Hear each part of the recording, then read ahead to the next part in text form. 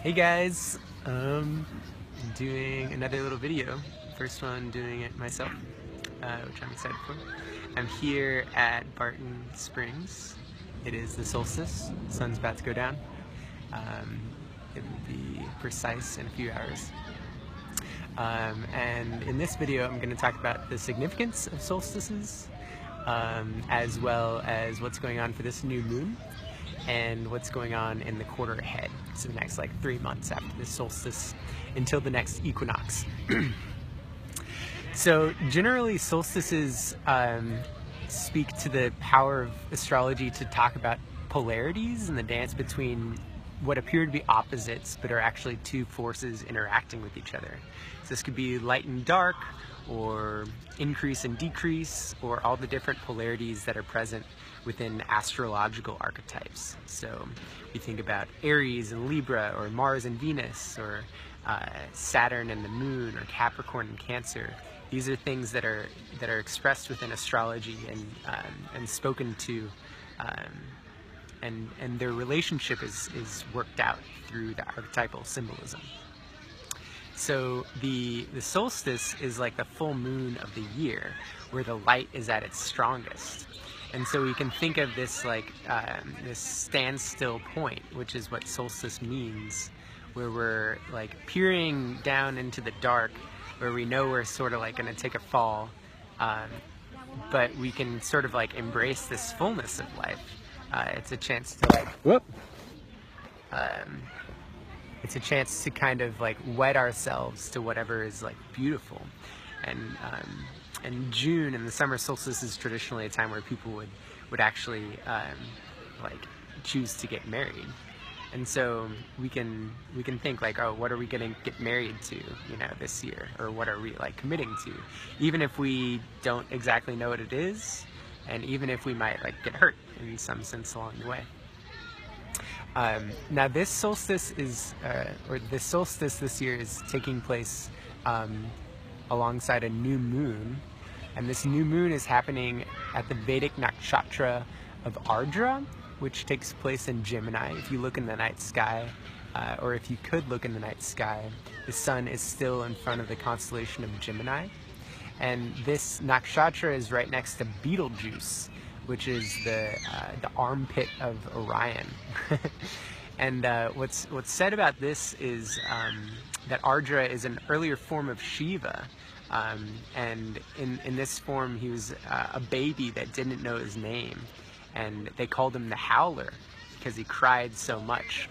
And so the idea of storms and of like crying and tears are associated with this, as well as like a sort of fierce power and clarity that can come after that crying has, worked itself out.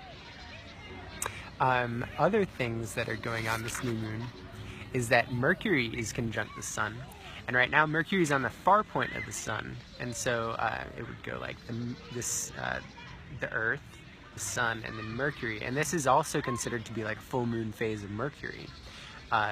Where he's been back through, or they have been back through their retrograde cycle, and now there's sort of like a wisdom to whatever Mercury's carrying, where our thoughts and words and deeds are a little bit more like calculated and sure of themselves, ideally, and we can think and perceive things with more precision.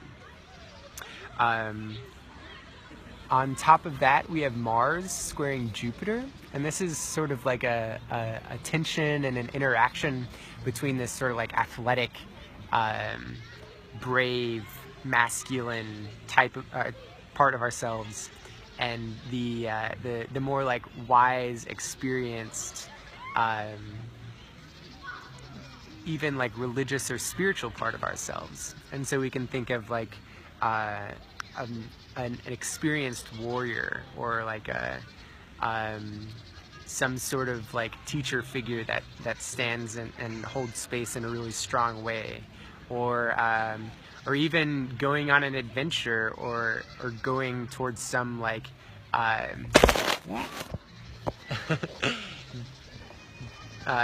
going towards some experience that we're hungry for in like a brave or strong way.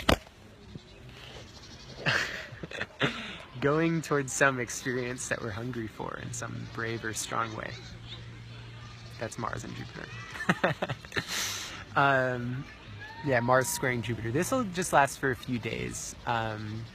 And pretty quickly after that, Mars will actually be kind of swallowed up by the sun. When this has happened, it's talked about going combust, and that's where Mercury is right now. And so there's sort of like two aspects where this happens. One is, or two potential possibilities of what happens. One is that that theme of our life, and this is present with Mercury actually as well, that energy is sort of swallowed up by some, by like the heat of the sun, where it's not actually as like tangible or present for us, or it's really like strongly amplified and it sort of merges with this really bright creative light within us.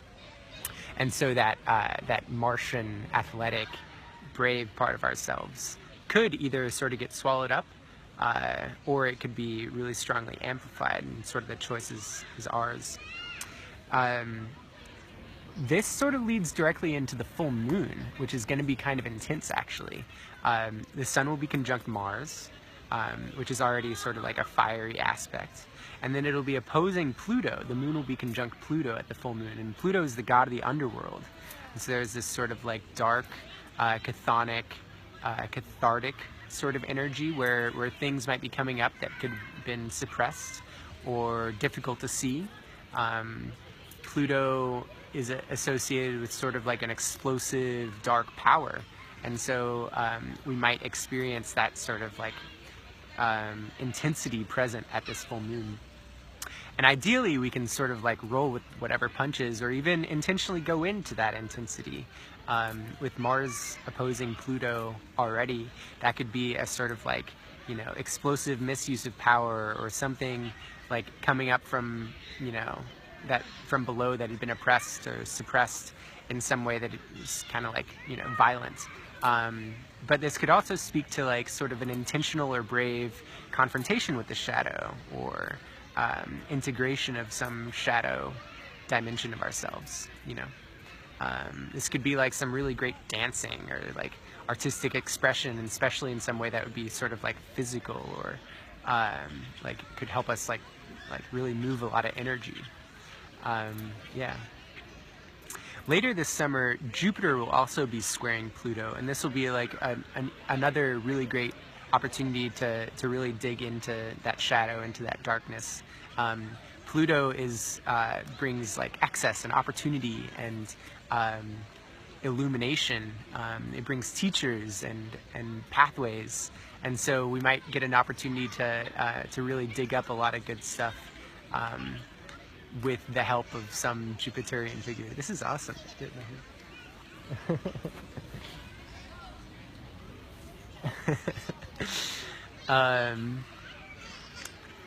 Amidst all this, Saturn is still retrograde. So Jupiter just went direct after a long retrograde, sort of reworking our like our maps, our systems, our relationship with our teachers.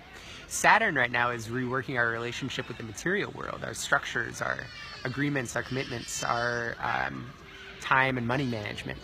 And that will be going direct at the end of August in a nice little sextile with Jupiter, which will be a nice little like, you know, extra boost. So hopefully whatever ideal, you know, structures to our lives can also get a burst of abundance. Interestingly, Saturn will also be going direct with Lilith, which is thought to represent this sort of like unrestrained or even oppressed part of the erotic. And so this could be a part of ourselves, a part of our sexual nature that hasn't gotten a chance to express itself, or yeah, that's especially what it speaks to. It could also speak to sort of like a shadow dimension of that as well. But yeah, that could be a key part of whatever movement forward and restructuring we're going to be working with towards the end of the year. Yeah, I hope this helps, guys. Let me know if you have any questions, If you want to explore what's going on for you this full moon, or this new moon, or this quarter, let me know. Bye, guys.